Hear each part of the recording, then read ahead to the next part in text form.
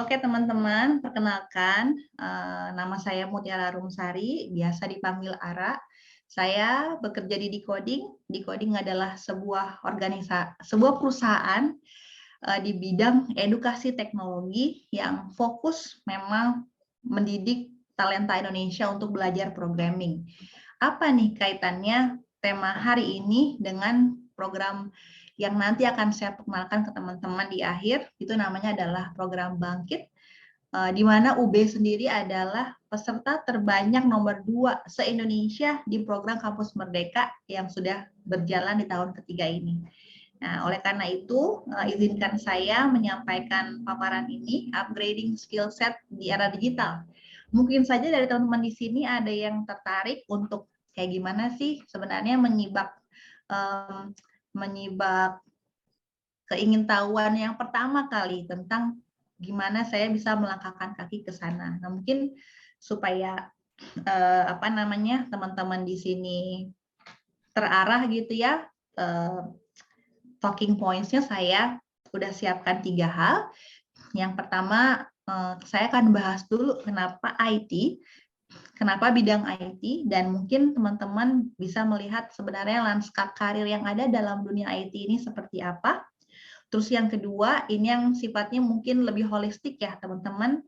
Meskipun mungkin kayaknya saya nomor 1 nggak cocok deh, Mbak Ara. Saya lebih pengen belajar mindset-nya aja gitu, bukan hard skill-nya. Nggak apa-apa. Ini pointers nomor 2 akan memperkenalkan pada kita tentang langkah-langkah transformasi diri supaya skill set kita itu kompatibel dengan tech skill yang kita milikin. Tech skill di sini bukan artinya kemampuan teknologi ya, tapi kemampuan teknis teman-teman yang unik hanya dimiliki oleh seorang lulusan Fakultas Ekonomi dan Bisnis. Selain ilmu hard skill itu, apa sih soft skill dan skill set yang teman-teman bisa pakai terutama dalam memulai karir gitu ya. Itu yang poin nomor 2. Terus yang ketiga, baru mau kenalan dengan program yang dilaksanakan oleh Decoding selaku dapurnya Bangkit, program dari Google, GoTo, Tokopedia, dan Traveloka. Nah, di sini mungkin untuk yang pertama, buat yang masih penasaran gitu ya, kenapa kok sekarang banyak orang belajar di dunia IT. Saya dengar dari 8 juta mahasiswa Indonesia, 10% setidaknya diantaranya itu mengambil jurusan IT. Nah, di sini mungkin itu cukup beralasan ya, teman-teman, karena tidak bisa dipungkiri kalau menurut Bank Dunia di tahun 2015, kita itu sudah pasti membutuhkan setidaknya 600.000 talenta digital per tahun. Ini kebutuhan yang sangat besar dari segi jumlah, tapi paralel dengan itu, kedalaman skill yang dimiliki juga semakin tinggi requirement teknisnya. Karena seperti teman-teman tahu, di Indonesia kan sudah banyak sekali unicorn, sudah ada decacorn, dan list itu semakin panjang. Buat teman-teman yang ngikutin dunia startup tentunya sudah aware juga dong, sekarang kita lagi winter tech ya istilahnya. Ini dunia startup, kemarin saya baca di tempo.co diperkirakan akan mengalami perlambatan selama 2 tahun ke depan. Nah, bagaimana nih? Apakah itu akan paralel dengan laju para unicorn di Indonesia untuk ekspansi pasar? Tetap meskipun dari segi hiring ada sedikit penyusutan, tapi tetap kebutuhan terutama ya teman-teman, aku garis bawahin, kebutuhan untuk skill yang in demand dan sangat spesifik, terutama dari mid sampai senior level itu sangat tinggi sekali di Indonesia. Karena kecepatan bertumbuh, kecepatan transformasi digital itu segini, supply-nya segini. Jadi company will pay a lot buat orang yang bisa mengisi gap ini. Nah, itu yang pertama. Kebutuhan itu sangat nyata ya, baik itu di dunia publik, dalam hal ini kita ngomongin transformasi digital di kalangan pemerintah ya, dan juga di kalangan swasta tentunya. Dan yang kedua, ada banyak banget keahlian yang bisa dipelajari serta didalami gitu, menjadi seorang spesialis. Mungkin buat teman-teman yang udah pernah baca diskursus di spesialis versus generalis. Nah, ini banyak pro dan kontranya ya. Ini saya lebih cocok sekarang ini kita jadi spesialis atau generalis nggak sih? Kalau kita ngomongin generalis tuh mungkin sosok orang kayak Luhut Panjaitan misalnya ya, atau sosok-sosok lain yang kiranya sepertinya tuh di berbagai lini tuh sukses. Atau lebih baik kita kayak Malcolm Gladwell yang 11.000 jam kita training di suatu domain, satu field sambil jadi expert di sana. Teman-teman mau jadi expert yang spesialis atau generalis sama-sama dibutuhkan. Nah, kalau teman-teman dengan background ekonomi dan bisnis ini ingin melangkah ke dunia IT atau setidaknya bekerja di perusahaan IT atau mengambil peran-peran yang sedikit banyak terkait dengan transformasi digital, mau tidak mau teman-teman harus mengerti dengan linggonya. Setidaknya kalian paham apa sih yang dimaksud dengan software engineer itu, apa sih machine learning itu, apa sih product management itu, karena itulah role-role yang nanti akan bersinggungan dengan teman-teman di tempat kerja itu sudah pasti. Dan role itu semakin spesifik. Jadi kalau dulu heading besarnya adalah machine learning, sekarang turunannya udah ada AI specialist, ada AI automation, ada data analyst, dan lain sebagainya. Maka teman-teman harus semakin familiar, meskipun kayaknya saya nggak minat deh, Mbak, untuk melangkah ke dunia IT, nggak masalah. Tapi the company you will be working on pasti akan memiliki role-role yang bersentuhan dengan teman-teman yang mana mereka juga berasal dari dunia IT, gitu ya. Dan itu tidak bisa dipungkiri, mau nanti teman-teman bekerja di sektor publik, jadi PNS, atau di sektor privat, jadi karyawan atau bikin startup, pasti teman-teman akan bertemu dengan ini. Banyak banget keahlian yang tersedia. Dan yang ketiga, dan mungkin sangat menggiurkan ya teman-teman, inilah alasan mungkin banyak angkatan kerja Indonesia yang melompat gitu ya, dari aslinya mungkin tidak berbackground informatics engineering, atau dari Fasilkom, atau dari TI, atau dari ilmu komputer, macam-macam ya kalau di kampus-kampus namanya. Jadi tertarik sembari mengerjakan kuliahnya yang di non IT ini, sambil juga melengkapi diri dengan kemampuan-kemampuan teknis di bidang IT. Karena memang teman-teman, dari segi gaji dan dari segi remunerasi ini sangat menjanjikan ya, karena semakin kita menguasai skill yang tidak bisa diganti dengan kehadiran robot, tadi Ibu Indri sampaikan, disitulah nilai tawar kita sebenarnya, our unique selling proposition. Kalau dalam bisnis, apa sih hal unik yang membedakan diri kita sehingga stand out dibandingkan dengan para kandidat yang lain. Nah, disinilah kenapa banyak lulusan yang non-IT belajar IT karena ingin menambah aspek keunikan dirinya. Oke, saya adalah seorang lulusan ilmu manajemen dan saya ahli bagaimana merangkai sebuah bisnis proses, tapi saya juga paham Scrum. Nah, tapi saya juga paham tentang product management. Itu unik banget teman-teman, dan seperti itulah yang dicari saat ini gitu ya, keunikan diri teman-teman yang nggak ditemukan di diri orang lain, sehingga nilai jual kalian tanda kutip dalam persaingan kerja tinggi sekali dari segi gaji. Nah, kalau teman-teman penasaran seperti apa sih tahap-tahapannya, ini mungkin sekilas saja teman-teman. Ini basicnya kalau seorang mau menjadi engineer, langkahnya ada 6. Nah, ini nggak berlaku saklek di setiap perusahaan, tapi ini mau menunjukkan ke teman-teman, misalkan kalian belajar ilmu baru nih, akan ada banyak step untuk teman-teman mencapai level yang paling tinggi. Jadi, teman-teman jangan berpuas diri dengan apa yang sudah dipelajari di kampus, atau jangan merasa cukup dengan apa yang sudah teman-teman terima di jurusan. Bukan mengatakan bahwa jurusan yang nggak lengkap atau lain sebagainya, lebih karena teman-teman lihat dunia di luar sana, kalian akan bersaing dengan begitu banyak lulusan dari dalam dan dari luar negeri ya. Sekarang mudah banget buat orang Indonesia untuk belajar di Southeast Asia ya, makin mudah mobilitas pendidikannya. Jadi saat kita melangkah ke dunia kerja, kalau kita sudah memiliki skill set yang ready untuk bersaing dengan angkatan kerja yang lain, maka teman-teman akan lebih punya daya tawar yang lebih. Nah, ini saya mau nunjukin teman-teman, dalam setiap bidang ilmu yang kita miliki, langkahnya memang panjang, tapi memang satu karakter yang paling penting teman-teman, teman-teman mau belajar IT atau non-IT, sebenarnya ada satu karakteristik yang sangat dicari oleh perusahaan, yaitu adalah karakteristik self-learning.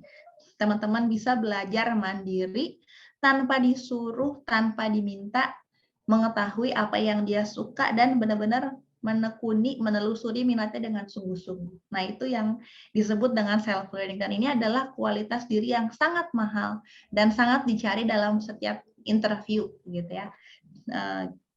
Pasti employer akan melihat gimana teman-teman bisa menempatkan diri untuk terus belajar meskipun nanti sudah diterima kerja di suatu posisi misalnya. Nah, kalau teman-teman lihat juga dunia IT ini sendiri adalah bukan mendominasi ya, mungkin equal part of Indonesia's top emerging jobs tahun 2020. Dari 10 pekerjaan dengan pertumbuhan tertinggi, 5 diantaranya adalah pekerjaan di bidang IT. 5 yang lain diantaranya juga ada yang kalau nggak salah terkait dengan manajemen produk dan juga analisa data. Jadi teman-teman, salah satu alasan kenapa demand sangat tinggi adalah karena ilmu ini terus berubah ke 5 keahlian ini hanya sebagian diantaranya.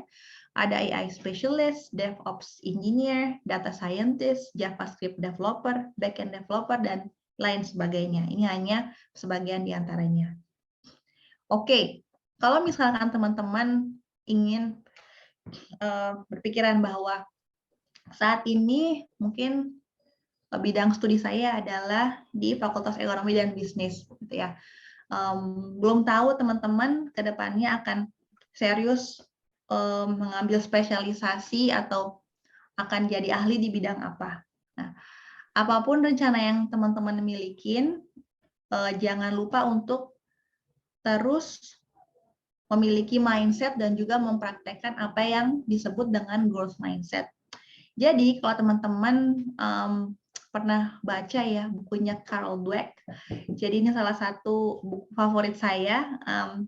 Buku ini tuh ditulis setelah penelitian dosen Stanford ini bertahun-tahun kepada kelompok anak-anak yang diberi treatment gitu ya.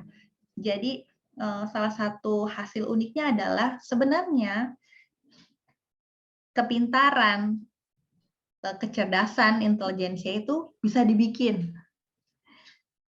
Kita itu basicnya tumbuh dari yang namanya mindset. Diri kita itu tumbuh dari pemikiran atas diri kita sendiri.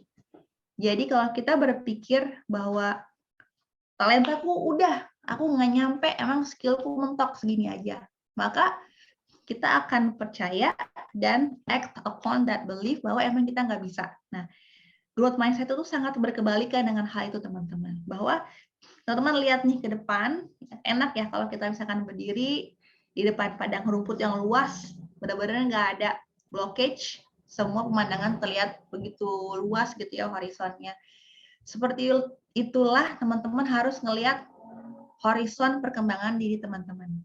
Jadi kemampuan kalian, kepintaran kalian, talenta teman-teman, skill, kemampuan teknis, soft skill itu nggak ada batasannya. Itu benar-benar infinite, teman-teman.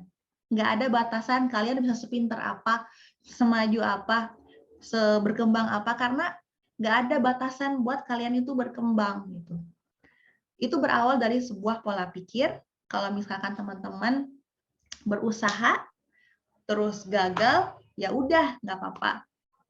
Bukan berarti kalian kalah, tapi emang it's just the power of not yet kalau dia bilang. Carol Dweck bilang ini, saat kita ketemu masalah, saat kita ketemu hal yang kok susah banget ya dipecahin, kita nggak bilang ya udahlah mungkin gue nggak bisa, tapi lebih ke oke, hari ini aku gagal, mungkin bukan waktunya, besok aku coba lagi. Nah, itu teman-teman yang disebut dengan growth mindset, berkebalikan dengan yang namanya fixed mindset. Saya yakin teman-teman di sini udah bisa masuk FEB, apalagi di UB ini pasti orang-orang yang terpilih ya teman-teman. Saya yakin pasti teman-teman di sini suka mencoba hal baru dan terus berusaha untuk percaya diri gitu ya. Jangan lupa saat ngobrol sama teman jangan cepat baper gitu ya. kalau orang kritik kita jangan ngelihat faktor dia mah gitu, tapi lebih ke, oh mungkin apa yang dia sampaikan maksudnya untuk membangun diri saya gitu ya, bukan ke arah personal lagi. Dan teman-teman memang harus fokus pada usaha. Nah, sebenarnya itu teman-teman ketika memiliki growth mindset ini tuh enteng banget hidup kita, karena kita nggak akan mikirin hasil, teman-teman. Yang kita lakuin setiap hari itu semata-mata hanya memupuk usaha gitu, dan kita menyerahkan hasil sebagai bonusnya aja gitu. Jadi orang dengan growth mindset itu berbeda ya teman-teman sama perfectionist. Perfectionist itu ingin semua effort yang kita lakuin hasilnya paripurna, nggak boleh ada celah dalam hasil yang kita raih gitu ya. Kalau ada celah berarti there's something wrong with us. Beda banget sama ini. Growth mindset adalah sebenarnya upaya kita berusaha memiliki pola pikir diri bahwa kita itu pintar nggak terbatas, keren nggak terbatas, dan dari situ kita mau terus berusaha, nggak peduli apapun hasilnya, kamu serahkan pada yang di atas, karena usaha itu adalah nomor satu gitu. Cuma itu aja defining faktor kita. Kalau kita udah berusaha ya udah gitu. Disitulah ada kesempatan buat berkembang. Ya, masalah hasil itu benar-benar bonus. Nah, teman-teman, musuh utama dari growth mindset ini untuk mentransformasi diri kita supaya lebih siap menghadapi era digital adalah fixed mindset. Nah, tentunya kita seneng dong kalau dipuji gitu kan sama orang lain, merasa diri kita cukup gitu ya. Tapi bahayanya adalah kalau kita baru bahagia saat orang memuji kita, itu salah banget. Kita itu nggak hidup atas pujian orang lain. Kita itu hidup atas apresiasi kita pada diri kita sendiri. Jadi teman-teman nggak masalah, nggak seneng dong dipuji, tapi jangan jadikan pujian sebagai sumber kekuatan gitu. Kalau nggak dipuji berarti aku sedih. Nah, jangan. Itu namanya fixed mindset gitu ya. Yang kedua, saat ketemu masalah, jangan fokus pada hasilnya, kamu nggak bisa, ini susah, tapi fokus pada usaha kamu gitu untuk menanggulanginya. Jangan mudah menyerah gitu ya. Ada satu ungkapan mengatakan great achievements take time. Kalau kalian mau meraih hasil yang besar, maka pasti itu membutuhkan waktu yang lama. Dan itu kalau kata Malcolm Gladwell tadi saya bilang di awal itu 11.000 jam, teman-teman. Let's say teman-teman belajar 11.000 jam menekuni bidang manajemen supply chain misalnya, itu baru bisa dibilang expert kalau kata Malcolm Gladwell. Jadi nggak masalah teman-teman saat kita belum jadi expert terus salah, nggak apa-apa. Jadikan kritik yang kita terima itu sebagai bahan untuk membangun, ya. Dan jangan pernah takut untuk mengambil resiko yang wajar dalam porsi yang wajar, karena dari resiko akan tumbuh kesempatan buat teman-teman naik level. Nah, dan juga karakter terakhir yang harus kita hindarin adalah, karena ini mengarah pada fixed mindset yang yang bikin kita nggak berkembang, adalah kalau kita ngelihat orang sukses sedih. Jangan. Kalau kita ngelihat orang sukses, kita ikut senang. Kita tidak merasa terancam. Biasa aja, karena setiap orang punya jalan suksesnya masing-masing. Kalau orang sukses hari ini, ya bagus. Kalau kita suksesnya besok, ya nggak apa-apa. Setahun lagi ya nggak apa-apa. Usaha kita yang ke sana itu yang lebih penting, gitu ya. Nah, teman-teman udah ngelihat dua hal tadi, gitu ya. Satu saya kasih menunya buat teman-teman. Terus yang kedua ini saya tunjukin skill setnya buat teman-teman ngelihat aspek soft skill yang harus dimiliki oleh siapapun yang mau melangkah ke era digital. Nah, sekarang kita ngomongin tentang transformasi diri ini seperti apa langkah-langkahnya. Jadi, teman-teman mau kalian berkarir di bidang IT atau apapun, di bidang yang kalian tekuni saat ini, teman-teman tuh harus bisa mengakses skill kalian yang sudah dimiliki saat ini. Jadi, kalau saya lebih cenderung dalam diskursus spesialis versus generalis, saya lebih prefer spesialis ya. Jadi ini ada bias, ada cognitive bias di sini. Saya memilih untuk menjadi seorang spesialis saat memberikan rekomendasi ini buat teman-teman. Teman-teman coba lihat ke dalam diri kita masing-masing. Sebenarnya skill apa yang menurut kita paling menonjol? Ini nggak harus sesuatu yang berkaitan dengan bidang studi ya, wah mentang-mentang aku anak FEB maka ini harus berkaitan dengan ilmu yang pelajari. Enggak. Bisa aja itu sesuatu seperti kayak public speaking, bisa aja itu kayak ilmu kalian digital marketing, bisa aja itu something like skill kalian untuk pitching gitu ya. Pilih aja 2. Nah, pilih 2 yang benar-benar menonjol dalam diri teman-teman. Maksimal 2 atau 1 lebih baik lagi.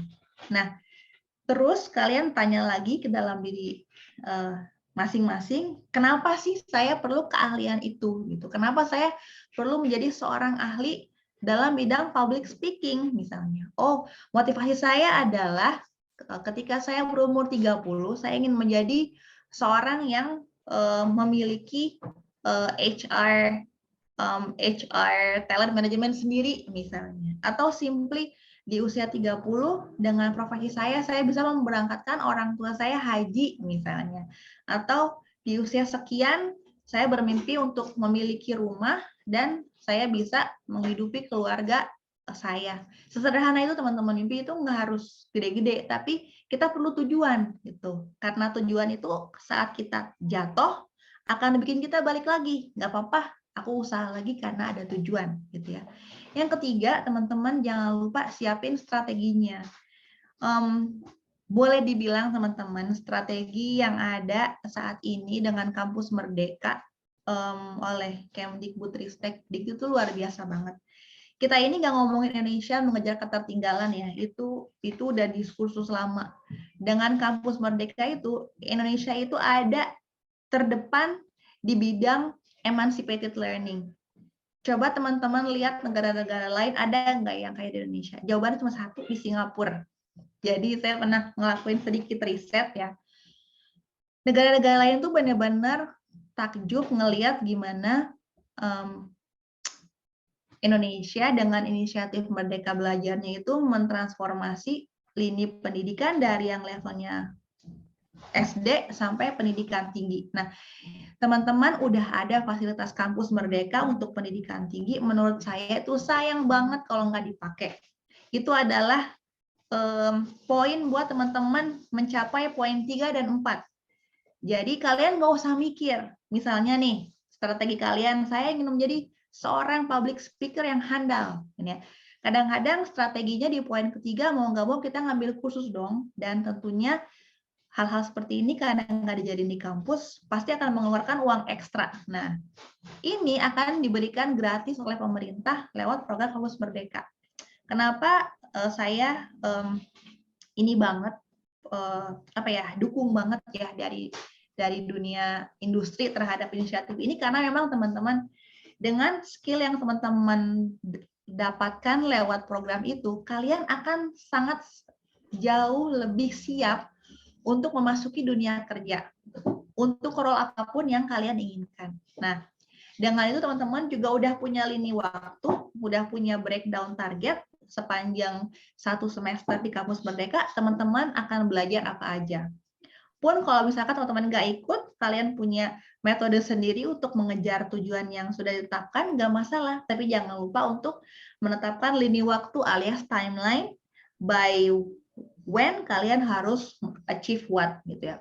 Kok kayak ini banget ya, ambi banget gitu. Ini bukan ambi teman-teman. Jauh sebelum kita mengenal vocabulary ambi di Gen Z sekarang ini, kita mengenal kata yang namanya niat. Jadi teman-teman kalau kalian memang sangat niat untuk mentransformasi diri, sangat niat untuk mempersiapkan diri masuk era digital, maka inilah langkah-langkah konkretnya gitu. Jangan cuma bersemayam di pikiran, tapi direalisasikan lewat tindakan. Itu penting banget. Dan buat teman-teman yang mau tertarik nih untuk masuk ke dalam dunia IT, you may check our website di coding.com. Di sana ada banyak pilihan learning path dari level dasar, mau belajar Android, iOS, web, machine learning, dan banyak lain yang teman-teman bisa pilih dan runut belajarnya dari dasar sampai dengan level expert. Oke, ini satu poin ya teman-teman, mungkin berkarir di bidang IT di sini adalah heading yang saya pakai gitu ya. Tapi sebenarnya terlepas dari bidang manapun kita berkarya, kuncinya adalah di progres gitu. Progres itu sebenarnya sangat sederhana. Ketika kita ngelihat diri kita itu membuat kemajuan sekecil apapun dibandingkan kemarin, sebenarnya itu 1% sudah tercapai. Coba kalau kalian agregatkan satu hari 1%, dalam setahun kalian bisa berapa? Nah, yang kecil namun konsisten ini adalah sesuatu yang lebih baik buat kalian dibanding belajar SKS di akhir pekan atau menjelang ujian atau menjelang nugas misalnya. Nah, ini nggak recommended banget. Ini tuh bukan skill set yang direkomendasiin banget buat masuk era digital. Karena teman-teman bayangin, saat nanti teman-teman keluar dari kuliah, kalian akan bersaing dengan anak SMK, anak SMA yang mungkin mereka nggak punya uang buat kuliah, tapi mereka belajar tadi dengan prinsip self learning, mereka konsisten membuat progres, mereka dapat project banyak, portofolio dapat dari berbagai macam klien, punya berbagai macam usaha yang mereka udah lakuin gitu ya, udah beneran trial and error, nggak belajar di kampus aja, tapi benar-benar di dunia nyata. Dan juga ada orang-orang yang lulus dari luar negeri, mungkin nama kampusnya mentereng, yang akan bersanding dengan teman-teman nih di depan meja interviewer gitu. Jadi teman-teman, kalau kita mau maju, lebih baik teman-teman baca buku 20 menit sehari dibanding nanti 1 bulan sekali ngabisin 1 buku, karena ilmunya nggak akan nempel gitu. Mau kalian belajar ekonomi dan bisnis, mau belajar IT, progres yang incremental setiap hari itu jauh lebih baik dan lebih nempel retensinya di otak kita, itu kata studi neuroscience ya. Kalau kita belajar sedikit-sedikit tapi setiap hari, maka secara fisiologi otak kita itu akan terkondisikan untuk ingat terus gitu dibandingkan dengan sistem belajar menjelang deadline gitu ya. Teman-teman yang belum baca bukunya, di sini nggak ada.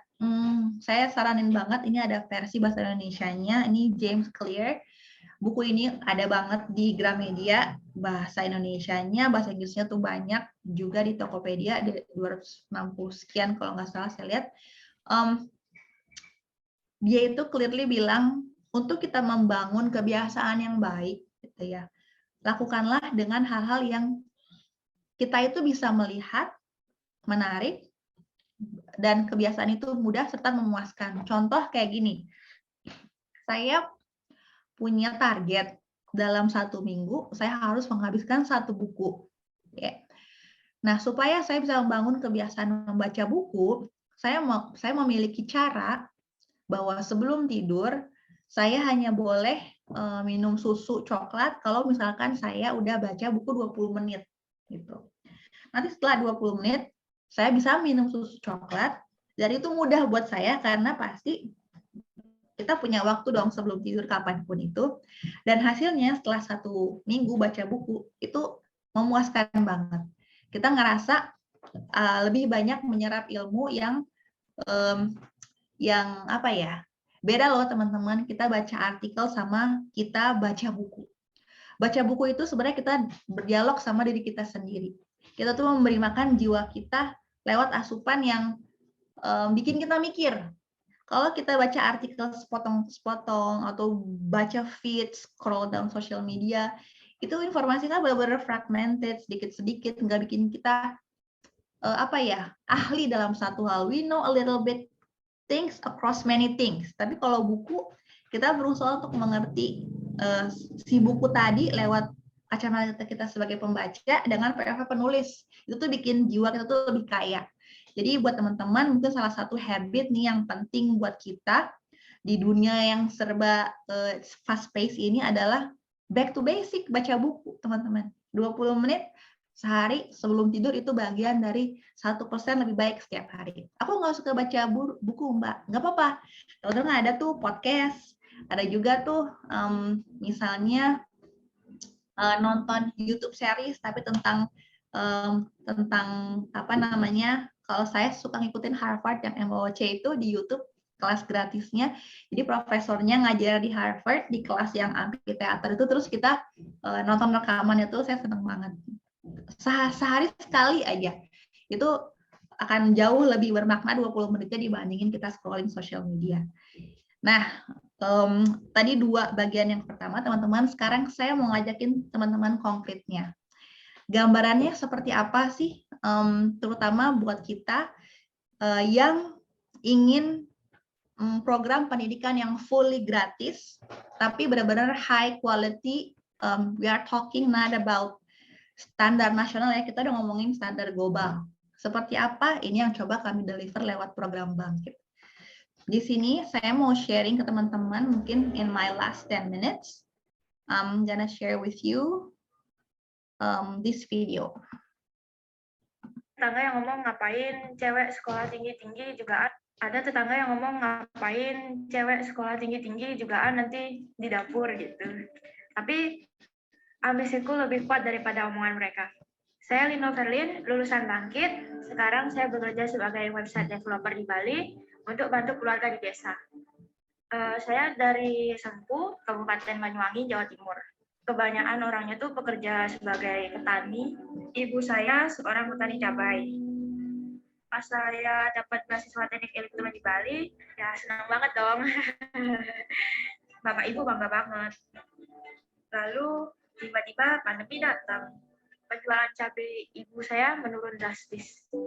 Ditambah bapak sakit. Putus asa sih. Tapi rasanya nggak mau nyanyain usaha yang udah dilakuin sama keluarga saya. Dari situ saya mulai coba nyari-nyari kerjaan. Setelah tanya-tanya, ternyata saya harus punya skill yang nyata. Suatu hari, dosen saya menginfokan ada pelatihan gratis, namanya Bangkit. Saya lihat websitenya, ternyata Bangkit itu partnernya dari perusahaan-perusahaan besar, jadi saya memutuskan untuk daftar. Waktu belajar cloud computing, seperti IT automation, architecting, Python optimization, memang diajarin sama ahlinya langsung. Dari Bangkit itu kita juga diajari untuk bikin resume yang bagus, terus wawancara yang bagus. Terus karena di Bangkit itu ada job fair, di akhir acaranya saya ikutan aja ngelamar. Besoknya pas wawancara, pertanyaan yang dari Bangkit itu ada yang keluar, jadi saya lebih gampang untuk menjawabnya.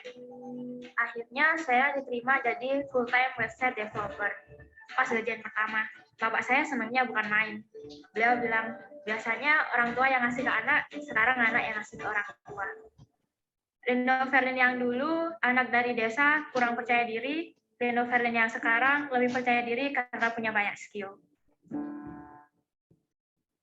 Oke, teman-teman. Ini satu prelude kali ya sebelum saya menggandeng teman-teman di sini, gandeng tangan teman-teman di sini untuk tahu ada loh opsi pengembangan diri yang bisa teman-teman ikutin dan ini fully supported by Google GoTo and Traveloka dan Kemdikbudristek Dikti yang sudah diikuti oleh, tunggu saya cek datanya.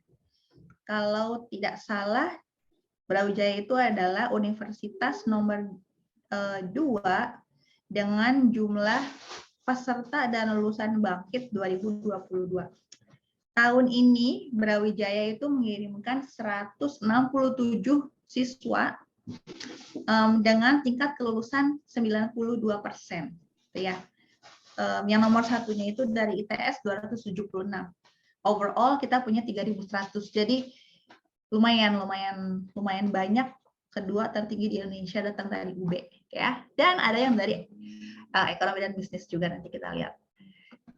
Ada tetangga yang ngomong, saya ini dulu. Nah, oke. Ini terbuka buat siapapun teman-teman dari berbagai macam jurusan dengan tujuan memang memberikan pelatihan yang high touch, pelatihan yang fully terstruktur dan berkaliber sehingga lulusannya pun tidak diragukan lagi saat nanti mendaftar bekerja di perusahaan teknologi kelas dunia ataupun startup, gitu ya. Ini visi yang hadir sejak 2019 saat Bangkit hadir pertama kali.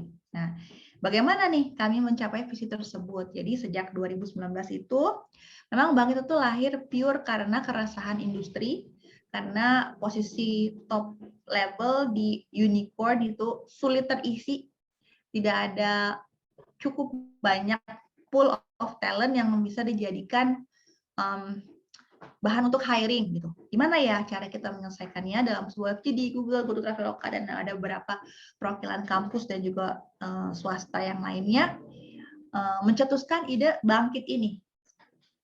Singkatan dari Bangun Kualitas Manusia Indonesia. Memberikan pelatihan di bidang machine learning, Android, dan cloud computing. Pilihan ya teman-teman di antara 3 tech skill ini, plus soft skill dan juga bahasa Inggris. Nah, kalau soft skill bahasa Inggris ini diberikan kepada semuanya. Oke. Dan tahun ini alhamdulillah kita sudah meluluskan 86% di antaranya ini adalah siswa yang sudah ikutan Bangkit berhasil lulus gitu ya. Sudah memberikan 2.300 voucher sertifikasi global kepada para lulusannya, dan 3.700 lulusan 3 tahun ke belakang juga mengikuti karir fair khusus untuk lulusan Bangkit. Di sini teman-teman ada beberapa manfaat yang bisa teman-teman dapatkan kalau misalkan ikutan Bangkit. Jadi memang kurikulum yang diberikan fully in demand skill yang dibutuhkan oleh industri. Jadi apa sih checklist yang dibutuhkan oleh industri saat ini, itulah yang disediain di Bangkit gitu ya. Jadi career ready. Jadi karena itulah Bangkit selalu disebut dengan program kesiapan karir gitu ya. Selain kurikulumnya, pengajarnya juga 72% berasal dari industri gitu. Kita ngomongin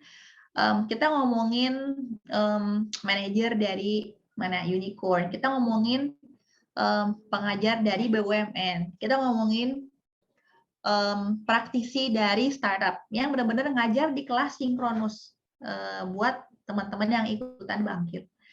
Terus teman-teman ini juga ada konversi sampai dengan 20 SKS sesuai dengan kebijakan kampus. Terus juga karir, karena kita menyediakan karir fair, sertifikasi global buat teman-teman yang lulus ujian simulasinya, dan juga dukungan dana inkubasi 140 juta rupiah buat teman-teman yang memiliki proyek startup yang bagus dan lulus seleksi. Nah, ini semua diberikan secara gratis. Dan inilah kurang lebih apa yang diajarkan di Bangkit. Ini lumayan ini ya, very specific di masing-masing learning path.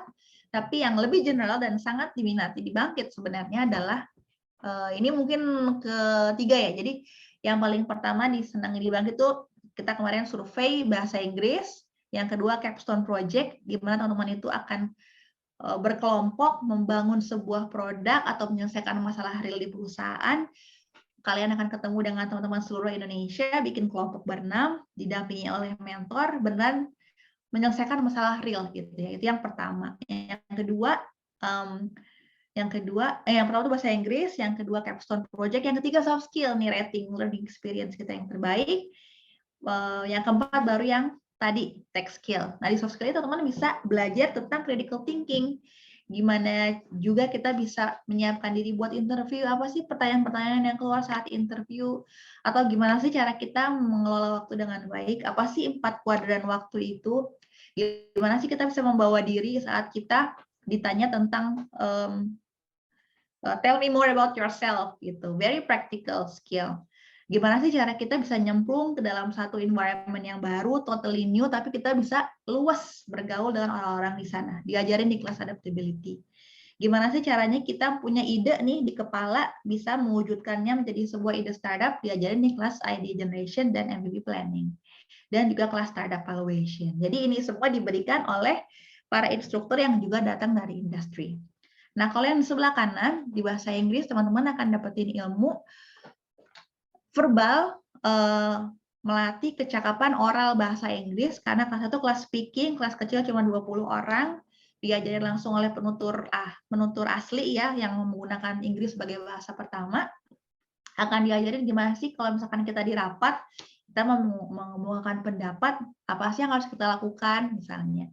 Atau saat kita mau bikin business slides, tapi pakai bahasa Inggris, apa sih poin-poin yang harus diperhatikan, gimana sih grammarnya, gimana sih visualnya, gimana sih cara membawa diri yang baik saat lagi present dalam bahasa Inggris, nah itu juga akan diajarkan. Sejauh ini teman-teman sudah ada 6.400 yang ikut program kami 3 tahun ke belakang, dan sudah 103 perusahaan seluruh Indonesia yang meng-hire lulusan Bangkit lewat Career Fair, Dan saat ini tengah berlangsung karir fair yang merekrut sampai dengan 1.600 lowongan kerja. Jadi teman-teman kalau ikutan Bangkit tuh enak, udah diajarin, dicariin kerja, dapat sertifikasi global, terus bisa dapat uang inkubasi buat kamu yang pengen jadi startup.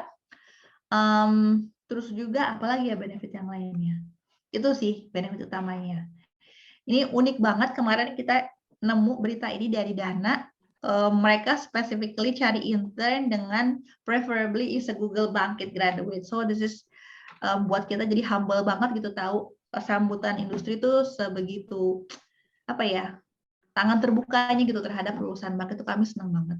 Dan hal yang paling membahagiakan sebenarnya buat Bangkit adalah ini. Ini Bu Ating, beliau adalah staf ahli rektor di kampus kalian, jadi di bidang akademik. Kemarin di acara kelulusan Bangkit, beliau bilang, kami tidak ragu menitipkan mahasiswa kami di Bangkit. Itu aku yang lagi ada di sana, ngedengerin speech beliau di dalam ruangan itu dengan ada dirjen, ada petinggi dari Google, petinggi dari GoTo Traveloka, terus ada teman-teman yang lulusan beberapa juga hadir. Saat beliau bilang itu, seketika aku langsung berpikir, wow, ini kalau yang bicara udah dari kampusnya sendiri, dari Ibu Atinya sendiri selaku perwakilan dari universitas mitranya Bangkit, itu udah seneng banget gitu, karena kita ngerasa emang tujuannya Bangkit itu bukan menyaingi kampus, bukan menyaingi pembelajaran yang sudah diberikan Bapak Ibu di kampus, tapi untuk melengkapi apa yang sudah Bapak Ibu ajarkan di kampus. Bangkit ini mempersiapkan dengan kemampuan real prakteknya seperti apa. Nah, ini satu testamen ya teman-teman, buat teman-teman supaya tidak ragu, karena kampus sangat mendukung sekali teman-teman untuk ikutan Bangkit atau program Kampus Merdeka lainnya ya, in general. Sayang banget kalau teman-teman nggak ngikutin Kampus Merdeka ini, karena belum tentu ada tahun 2024. Jadi tahun depan 2023 mungkin ada Kampus Merdeka, itu mungkin it's almost certain, tapi 2024 kita nggak tahu. Dengan pergantian menteri atau pergantian presiden, mungkin ada pergantian kebijakan, nanti nggak ada. Nah, there is something that out of our control ya. Jadi yang ada di mata amankan dulu. Bukan cuma Bapak Ibu dosennya yang menjadi pengambil kebijakan, tapi Bapak Ibu dari dosen di kampus juga mengajar di Bangkit. Jadi sekitar 28% pengajar di Bangkit itu adalah Bapak Ibu dosen. Jadi misalkan nanti Ibu Indri pengen ngajar di Bangkit, misalkan kelas soft skill tentang yang tadi terkait startup, misalkan startup valuation atau MVP planning, atau mau tentang professional communication tuh bisa banget Bu Indi. Nanti kita ada open recruitment-nya menjelang akhir tahun, karena emang kami ngundang both industry dan fakulti untuk ngajar di Bangkit. Tapi emang at the end of the day pasti animo tertinggi datang dari industri. Nah, ini Pak Bayu dari Fasilkom, beliau emang jadi mentor buat para tim Capstone yang lagi bikin produknya menuju startup. Nah, beliau ini ikutan Bangkit sampai sekarang. Nah, ini yang tadi aku bilang, lulusan Bangkit tahun kemarin, lulusan terbaik Fakultas Ekonomi dan Bisnis, namanya itu Zakia. Dia saat ini intern di Unilever, dan dia itu masuk Bangkit dengan pengetahuan nol tentang machine learning, tapi di Bangkit dia belajar machine learning, dibantu oleh teman-temannya, terus dia dapat gelar lulusan terbaik.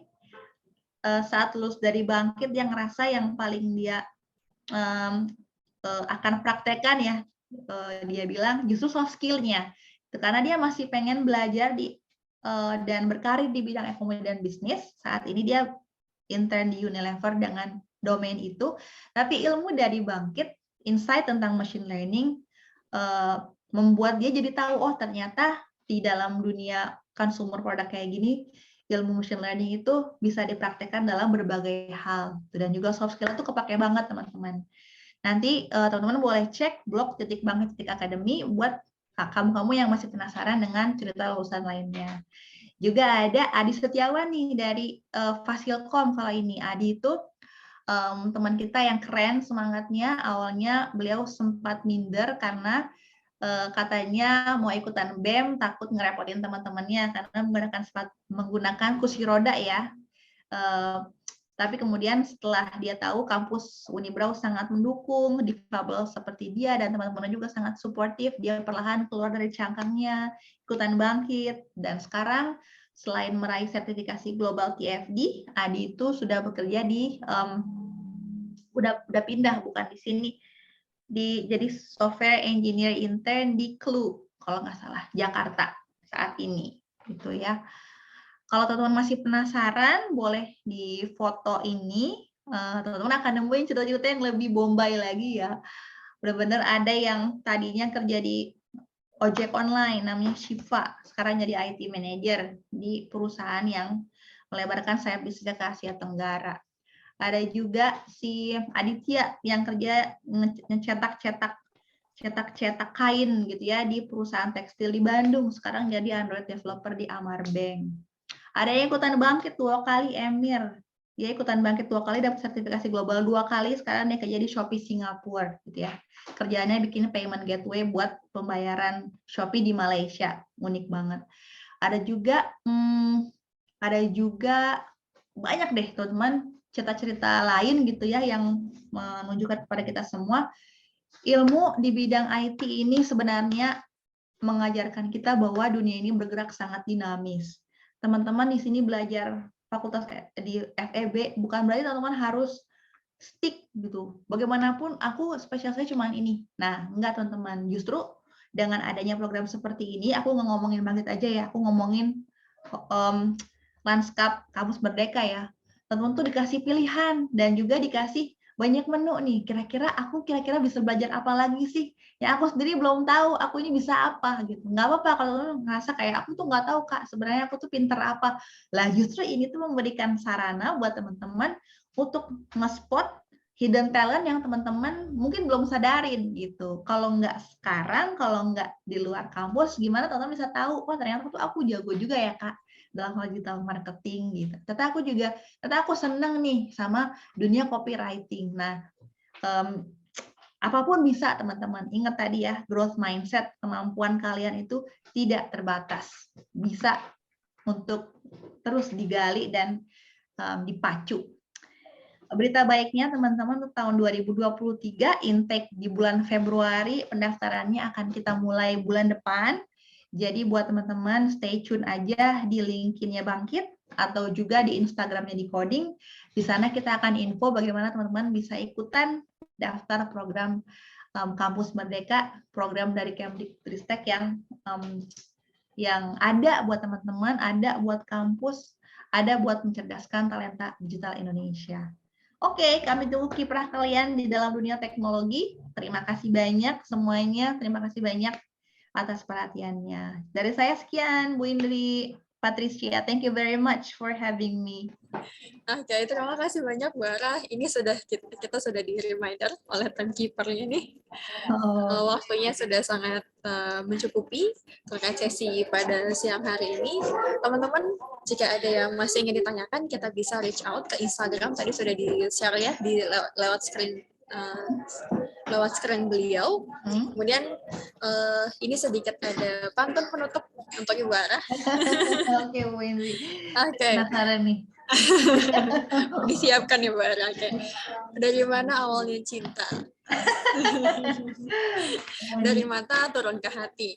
Terima kasih Ibu Mutiara, kehadiran Ibu sangat berarti. Wah, saya nggak bisa balas, belum siap-siap. Okay.